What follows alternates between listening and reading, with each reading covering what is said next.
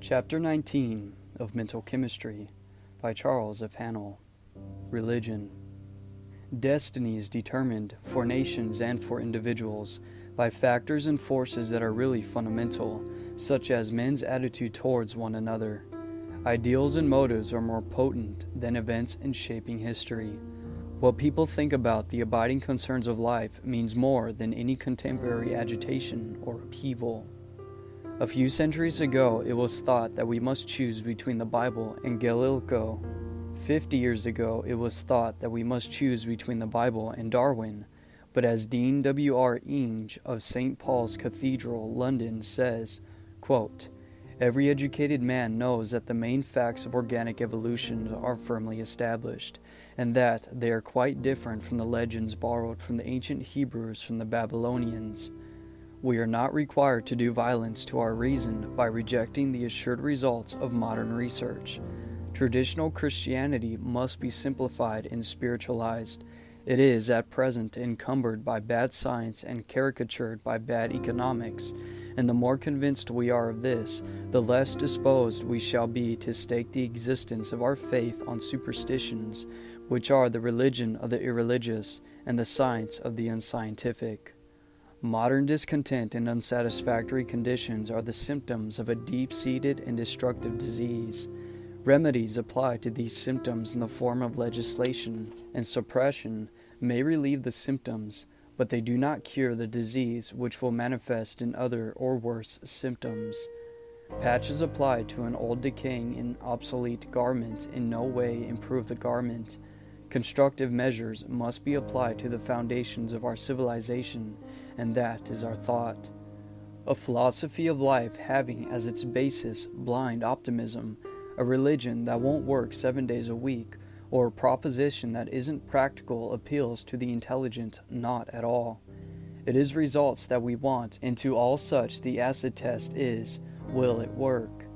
The apparent impossibilities are the very things that help us to realize the possible.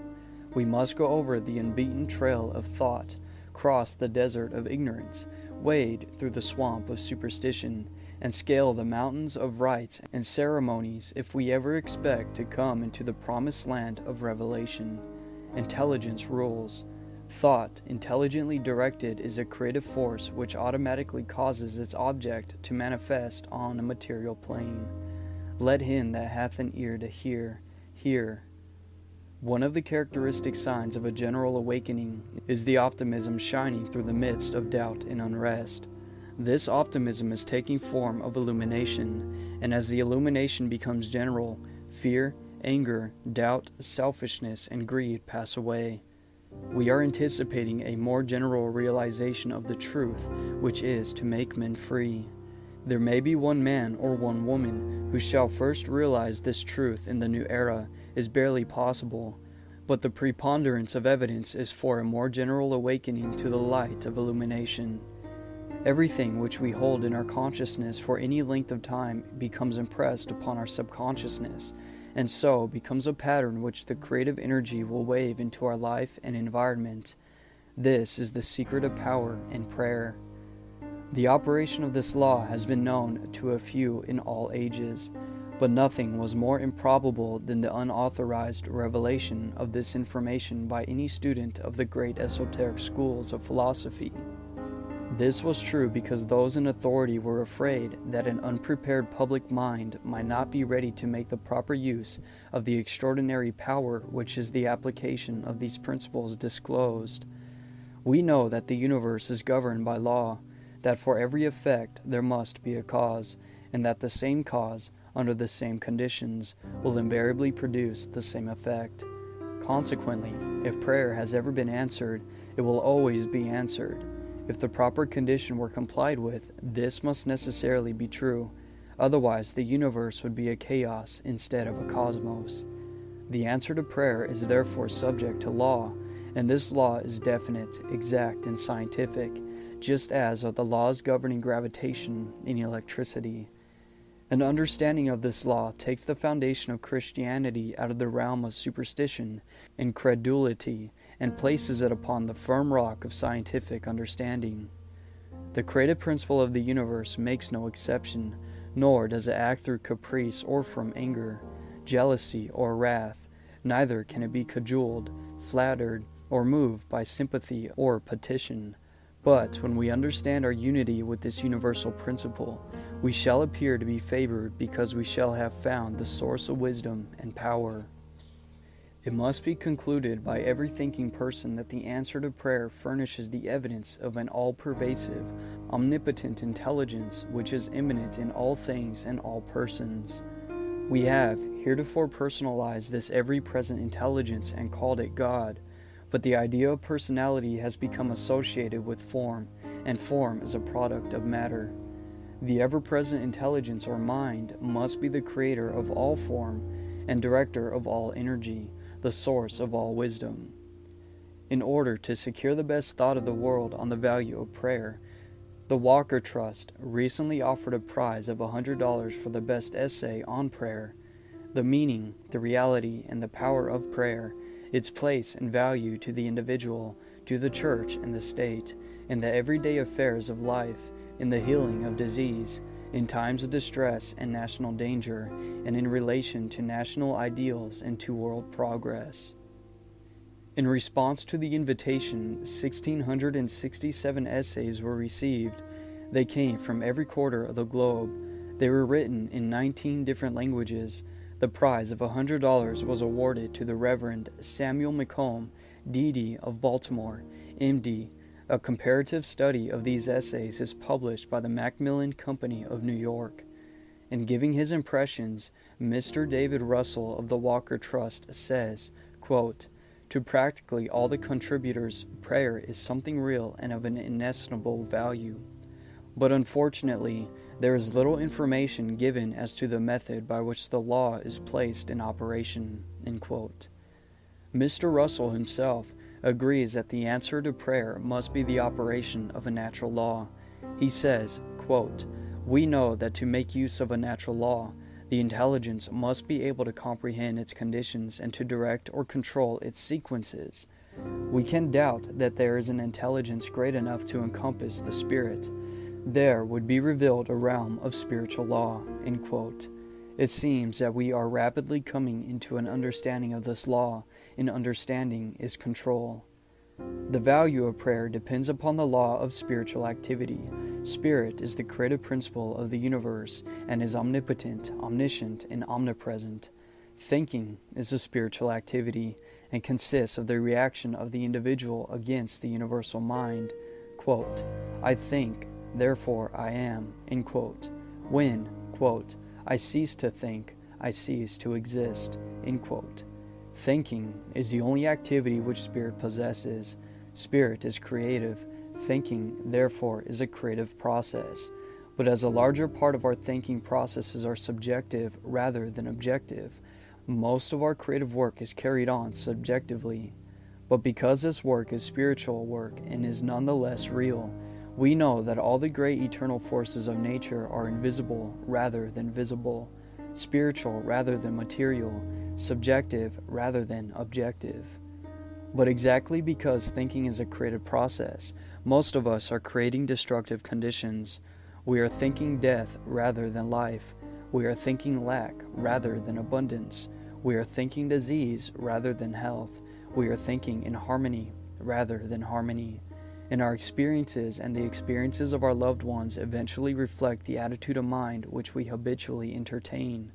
For be it known that if we can pray for those we love, we can also injure them by entertaining and harboring destructive thoughts concerning them. We are free moral agents and may freely choose what we think, but the result of our thought is governed by an immutable law. This is the modern scientific phraseology for the scriptural statement, quote, "Be not deceived, for God is not mocked. Whatsoever a man soweth, that shall he also reap." End quote. Prayer is thought in the form of a petition, and an affirmation is a statement of truth.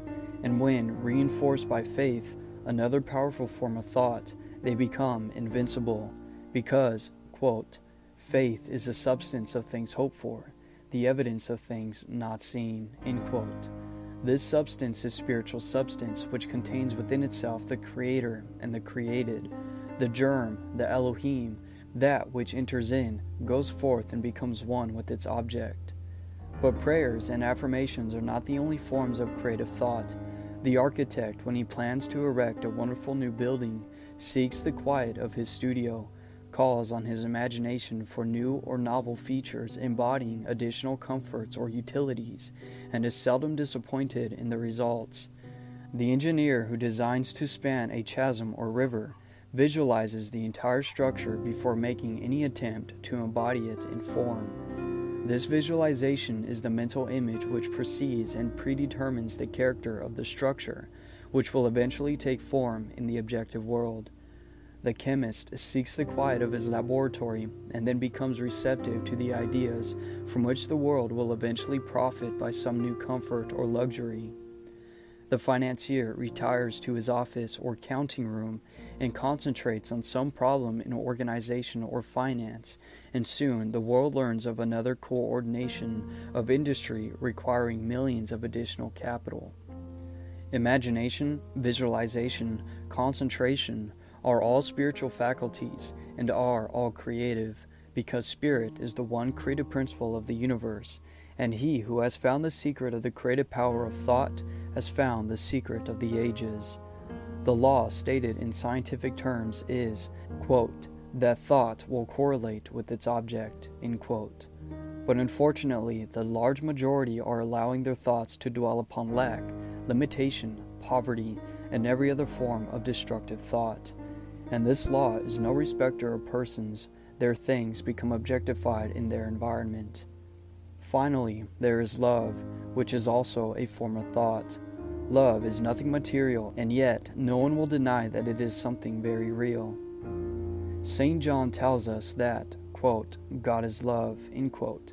Again, he says, quote, now are we all sons of God, end quote, which means that love is the creative principle of the universe, and St. Paul tells us, quote, in him we live and move and have our being, end quote.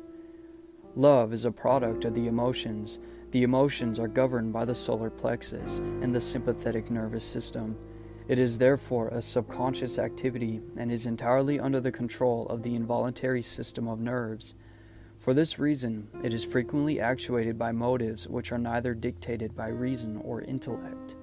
Every political demagogue and religious revivalist takes advantage of this principle. They know that if they can arouse the emotions, the result is assured, so that the demagogue always appeals to the passions and prejudices of his audience, never to the reason. The revivalist always appeals to the emotions through the love nature and never to the intellect. They both know that when the emotions are aroused, intellect and reason are stilled. Here we find the same result obtained through opposite polarities, one appealing to hatred, revenge, class prejudices, and jealousy, the other appealing to love, service, hope, and joy, but the principle is the same. One attracts, the other repels. One is constructive, the other destructive. One is positive, the other negative. The same power is being placed in operation in the same way, but for different purposes. Love and hatred are simply the opposite polarities of the same force. Just as electricity or any other force may be used for destructive purposes, just as readily as it may be used for destructive purposes. Some will say that if God is spirit and is omnipotent and omnipresent, how can he be responsible for destructive conditions? He cannot bring about disaster, want, disease, and death. Certainly not, but we can bring about these things upon ourselves by a non-compliance with the spiritual laws. If we do not know that thought is creative, we may entertain thoughts of inharmony, lack, and disease, which will eventually result in the condition of which these thoughts are the seed forms. But by an understanding of the law, we can reverse the process and thereby bring about a different result. Good and evil are thereby seen to be but relative terms indicating the result of our thoughts and actions. If we entertain constructive thoughts only, the results will benefit ourselves or others. This benefit we call good. If, on the other hand, we entertain destructive thoughts, this will result in inharmony for ourselves and others. This inharmony we call evil, but the power is the same in either event. There is but one source of power, and we can use the power for good or for evil, just as we can make use of electricity for light, heat, or power by an understanding of the laws governing electricity. But if we are careless or ignorant of the laws governing electricity, the result may be disastrous. The power is not good in one case and evil in the other. The good or evil depend upon our understanding of the law. Many will ask, quote, "How does this thought agree with the scripture?" End quote. Many millions of Bibles are sold annually, and every discovery in chemistry, science, or philosophy must be in agreement with the vital truth of religious thought. What then was the thought of the Master concerning the Creator? It will be remembered that the question was put to him by a lawyer, quote, "Master, what shall I do to inherit eternal life?" End quote. Did he evade the question? Did he quote some ancient authority?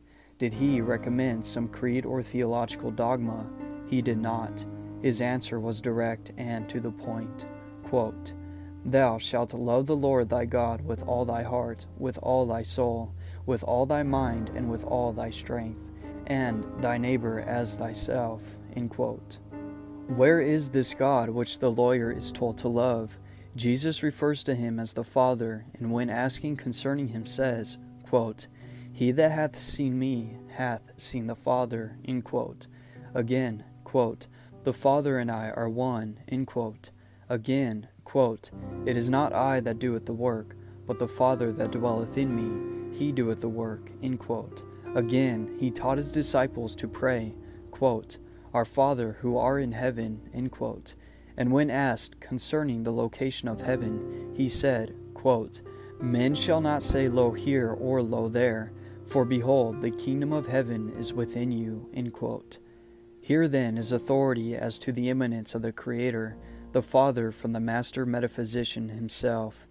Thus, we find that science and religion are not in conflict, and that within the church and without there is a setting aside of traditional creeds, and a return to the things which the great teacher taught, and the things for which he stood.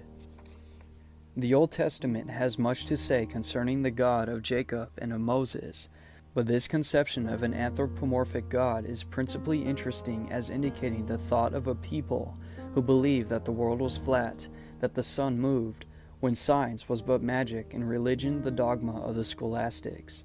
This was the result of the deductive method of reasoning, which originated with certain statements of facts which were universal and absolute, and which were incapable of verification. All other facts must be arrived at by a process of deduction from these original axioms. If facts were observed which seemed to contradict the deductions from which these original axioms were formulated, so much the worse for the facts. They could not be facts. Facts are nothing compared with statements of truth as given by the scholastics. If there were those who persisted in seeing these unwelcome facts, there was the hemlock, or the stake, or the cross. But in the New Testament, all of this is reversed. The doctrine of the immanence of God is taught. An objective God is converted into a subjective God. We are told that, quote, "In him we live and move and have our being." End quote. We are told that, quote, "The kingdom of heaven is within you." End quote. And we are led to infer that God is always in, quote, "the kingdom." End quote.